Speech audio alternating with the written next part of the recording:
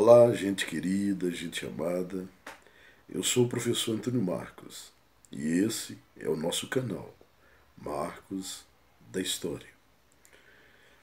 A partir de hoje, em cada um dos meus vídeos, eu sempre vou fazer menção de alguns dos meus professores que eu tive nessa caminhada, desde o primário até o contexto da vida acadêmica. E dessa feita vou lembrar de Dailva Silva Oliveira, talvez das maiores professoras que eu tive no início dos anos 80 na Escola Estadual Ana Faria, em Pedra Azul. A ela, o meu abraço de coração. Ok. Dessa feita, dando sequência na série de vídeos sobre Roma, nós falamos da Roma no seu período monárquico, que vai do ano 753 até o ano 509. Dessa feita, nós estamos falando de Roma no seu período republicano, que vai do ano 509 a.C. até o ano 27 a.C. No último vídeo, nós falamos de um período em Roma, nessa Roma republicana, que ficou conhecido como os triunviratos, os dois triunviratos romanos. E no último vídeo nós falamos sobre o primeiro triunvirato.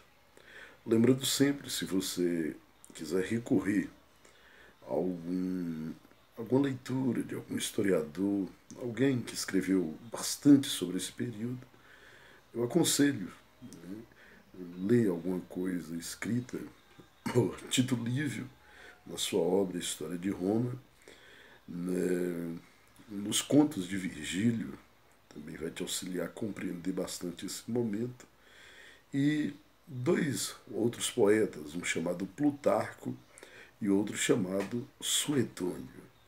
Ok. Então, findou o primeiro triunvirato romano. Aquele primeiro triunvirato que era composto, né, por três homens, eram homens influentes da política romana, e nesse primeiro momento, né, nós temos o Júlio César, nós temos o Pompeu e o Crasso. E eles começam, no primeiro momento, unidos dentro de um propósito, mas à medida que o tempo vai passando, esse desentendimento fica claro. O Júlio César, ele volta às suas campanhas para a Gália, naquela região ali da França, principalmente, para a Europa. O Pompeu fica ali em torno do Oriente e o Crassus mais para o norte da África. E com isso, o Pompeu começa a pensar uma forma de corroer a influência de Júlio César. Começa a acusar Júlio César de estar gastando muito dinheiro público de Roma nas suas campanhas expansionistas. Essa notícia chega no ouvido de Júlio César nas campanhas da Gália e ele está voltando para casa, um pouco preocupado, insatisfeito, e estava com disposição de confrontar, né, esse triunviro, o seu companheiro, o Pompeu.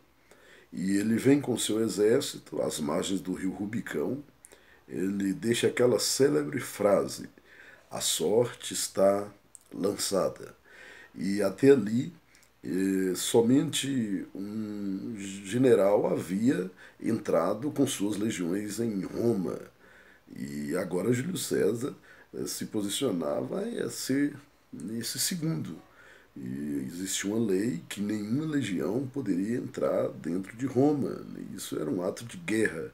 Mas como ele queria confrontar os seus oponentes, ele entra em Roma, fazendo com que Pompeu saia em fuga, porque ele sabia o seu quem era o seu oponente. Ok, quando isso acontece, Júlio César vai ao encalço de Pompeu e volta dessa batalha e ele se autoproclama, né, como imperador vitalício, rei eterno. E isso acaba desagradando muito o Senado romano, que era aquela instituição importantíssima, juntamente com a Assembleia das Cúrias.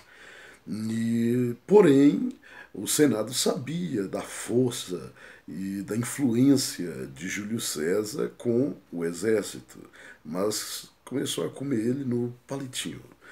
E ele começa a fazer reformas estruturais em Roma, e as suas reformas agradam demasiadamente a plebe, porém desagrada os patrícios. E o final de Júlio César foi aquele que já fazemos menção. Ele é assassinado pelos membros do Senado, tomando nisso 23 facadas, né? E uma dessas punhaladas foi de um grande amigo dele chamado Brutus.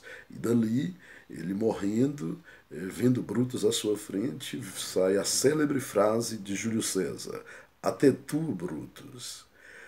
Com a morte de Júlio César, finda então o primeiro triunvirato romano. Dessa feita, nós vamos estar falando do segundo triunvirato romano. Bom, Júlio César estava morto.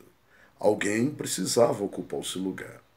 Aí entra um dos generais mais influentes de Júlio César, o seu amigo Marco Antônio. Marco Antônio, ele faz intervenções. Ele convoca o Senado e diz: olha, o que vocês fizeram vai ter problema, eu aconselho que vocês vá para o campo, foge da cidade, porque a plebe está com disposição de vingar a morte de Júlio César.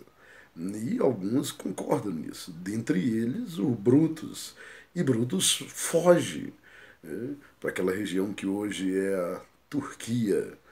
E sai em fuga porque a plebe estava alvoroçada, uma guerra civil estava a caminho. Bom, Marco Antônio, um político bem articulado, comunicava bem, então organiza para iniciar o segundo triunvirato. Esse segundo triunvirato agora era composto pelo filho de Júlio César, o filho adotivo de Júlio César, que é o Caio Otávio. E o Otávio, com 16 anos, ainda inexperiente, né, porém com a mesma disposição de ser César, ele recebe como herança toda a riqueza de Júlio César, recebe o seu manto, recebe a força da sua influência. E ficou assim então o segundo triunvirato. O Caio Otávio, que é o filho de Júlio César, filho neto ali, um dos homens mais ricos de Roma, de uma família tradicional, que é o Lépido, e o Marco Antônio. O segundo triunvirato estava pronto.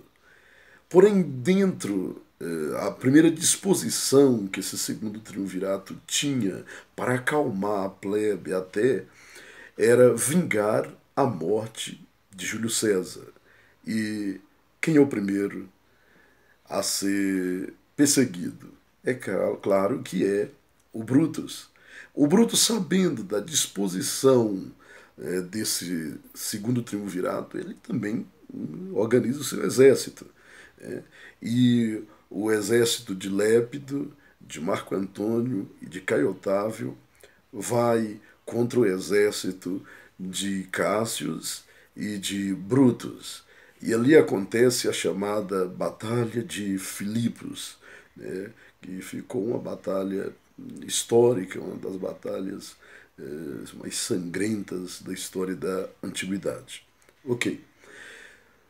Tendo os inimigos de Júlio César sido derrotados, né, muitos membros do Senado perseguidos, exilados, mortos, né, o Caio Otávio ele vai com muita fúria, ele acaba assassinando 200 comerciantes, chamado de cavaleiros, né, acusando que eles tramaram a morte de Júlio César, mas no fundo queria tomar mesmo as posses dele.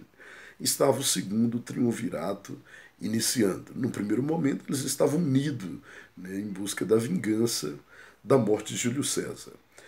Então, Caio Otávio ficou liderando a Gália e grande parte da Europa. O Lépido, né, mirou-se para o norte da África, para o Egito. O Marco Antônio, naquela região ali oriental, Grécia, Turquia, né, a chamada Ásia Menor. No primeiro momento, tudo ia legal.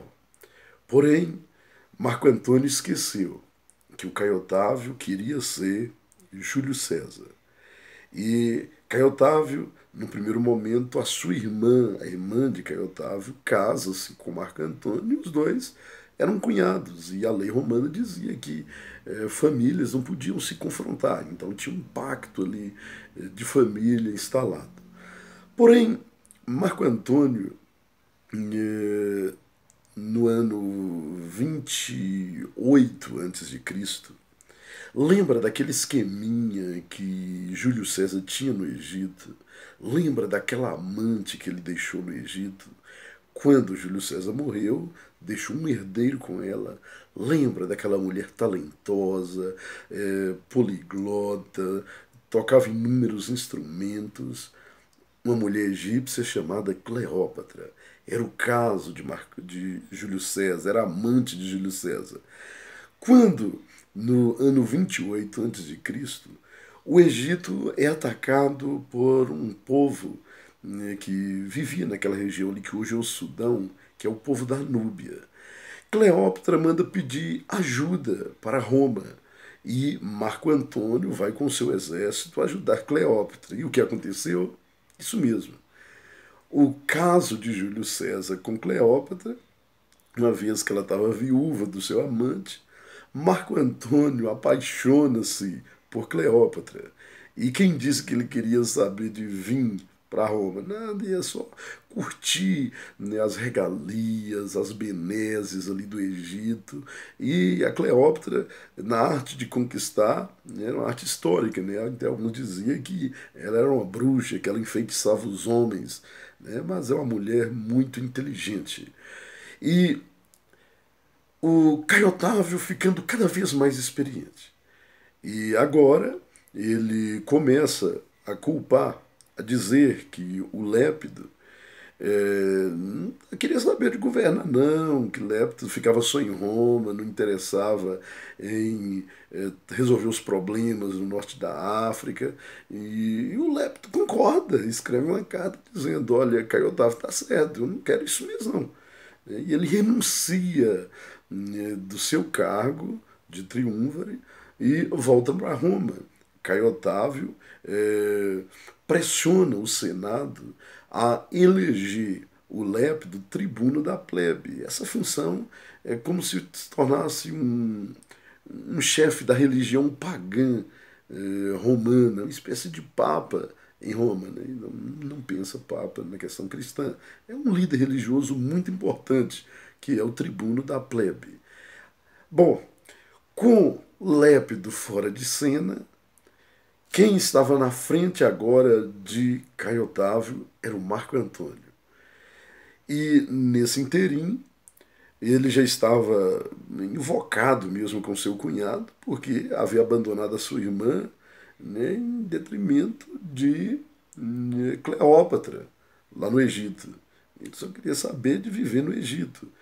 E faz algo ruim, que incomoda muito o Senado romano. Ele pega terras, territórios no norte da África e diz que esses territórios eram dos filhos de Cleópatra, inclusive do Cesário, né, o filho que Cleópatra tinha com Júlio César, né, tinha outros dois filhos.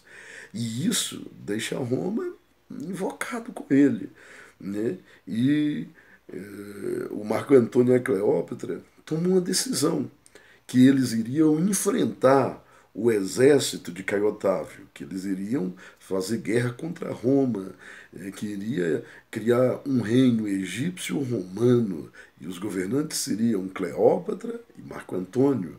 E os navios de Cleópatra com Marco Antônio vêm guerrear naquele território ali onde hoje é a Grécia, na batalha que ficou conhecido como a Batalha do Actium, onde as tropas egípcias de Cleópatra e as tropas de Marco Antônio veio guerrear com as tropas de Caio Otávio. Só que Caio Otávio tinha um grande almirante de esquadra e o seu nome era Agripa. E na Batalha do Actium, o exército de Caio Otávio e de Agripa vence o exército de Marco Antônio e Cleópatra, e o casal sai em fuga para o Egito. Quando chega no Egito, sentindo-se pressionado, a Cleópatra, para dispersar um pouco essa perseguição, manda espalhar uma notícia pelo Egito que ela havia morrido, que ela havia suicidado. Mas não avisou para o Marco Antônio. Quando a notícia chega no ouvido do Marco Antônio, ele não quer nem saber. Ele diz, já que minha amante suicidou, ele suicida também. Quando Cleópatra soube do suicídio de Marco Antônio, aí, de fato, não por brincadeira, mas ela vinha suicidar. E nisso, quando Otávio chega no Egito, isso já havia acontecido, ele mata todos os filhos de Cleópatra, inclusive o filho de Júlio César, e volta para Roma. E chegando em Roma, ele é aclamado como imperador perpétuo. Ele recebe o nome de Júlio César, né, e no final ele é autoproclamado Caio Otávio César Augusto. E Augusto aqui não é um sobrenome, né? É um título de divino. Né? E ele agora vai governar Roma, né, sendo o primeiro imperador de Roma no contexto imperial.